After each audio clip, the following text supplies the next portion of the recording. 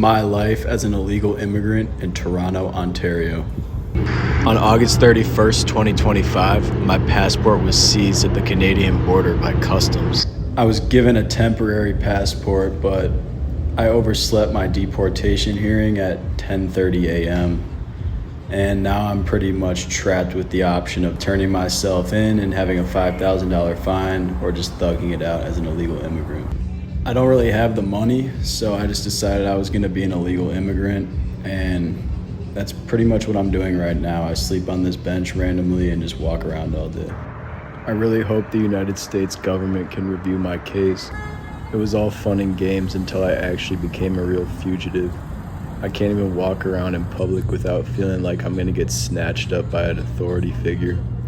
But at the end of the day, I have to figure out how to start a life that works.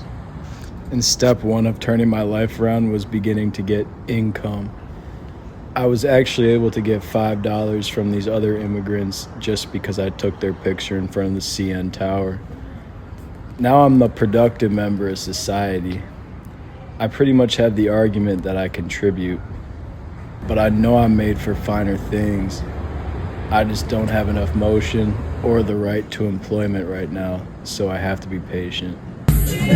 My ID wasn't letting me get into any of the bars, but luckily this guy was just DJing on the street, so I got the same experience for free. And then I went to the corner store and spent my $5 on some Canadian snacks.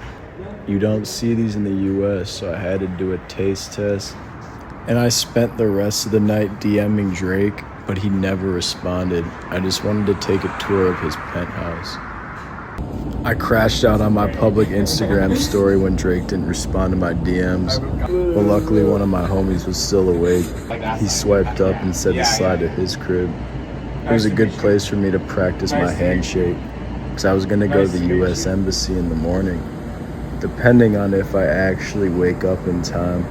I was so exhausted from being on the run all day that I didn't even have the energy to set my alarm. I just passed out on my homie's couch. Luckily, I woke up in time to see a parade, but when I went to the embassy, they were closed because it was a holiday.